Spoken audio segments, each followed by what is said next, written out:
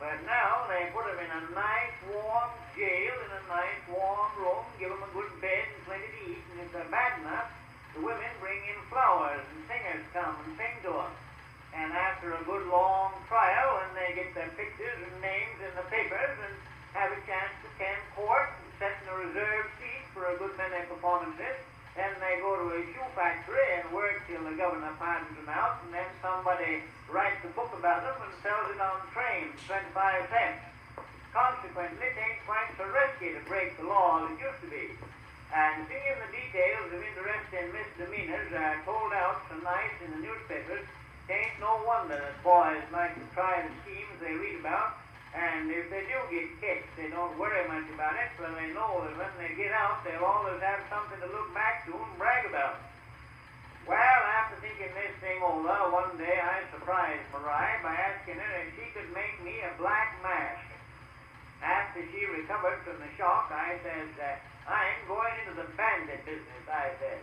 I've been to a highly moral picture show passed by the National Board of Censors, and I see a fella there that held up stagecoaches in a nice gentlemanly way and only took money from rich scalawags that didn't need it, and was nice and polite to women folks and took off his hat to gals, and say, Mariah, says I, he was loved and respected by the audience a pesky sight more than the sheriff that catched him. So I says, I've discovered that a low way back when we was young, keeping the law was considered most respectable. Nowadays, the lawbreakers are the heroes. So I'm going to get out that old Colt's revolver up in the attic and divide up the cash in this community a little more evenly. Now, says Mariah, you look here. I shan't have you go to murdering folks. Oh, I says, I ain't going to shoot nobody. You couldn't make that old weapon go off if you should try, I says. The high-class bandits don't shoot nobody. They just scare 'em. I says, there's some folks in this town I think to do 'em good to be held up. It might lead 'em to consider their latter end and meditate on the brevity of life some. I says, perhaps I could do a lot of good in the community this way. But Mariah, she said, well, I shan't listen a minute to no such plan. So as I didn't want a family row, I had to give it up. But by Jiminy Cricket, I don't see why it could be any worse for some of them rich dudes to be relieved of some of their superfluous cash at the point of a pistol that we wouldn't shoot than for a good honest folks to be held up by some combination of trust.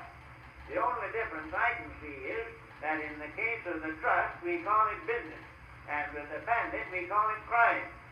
We had a lecturer over the hall one day that said that everybody meant well, and that if everybody had a house and a garden and a lawnmower and a board and a piano and pretty pictures on the wall and didn't have to work but 6 hours a day, they would all be good and happy and go to church and to heaven when they died, and there wouldn't be no criminals. But by jinx, I believe there's a whole lot of folks that find it more interesting and exciting to do wrong than to do right, especially when the penalty don't scare them none. I guess it's a good deal as Mark Twain said, be good and you'll be lonesome.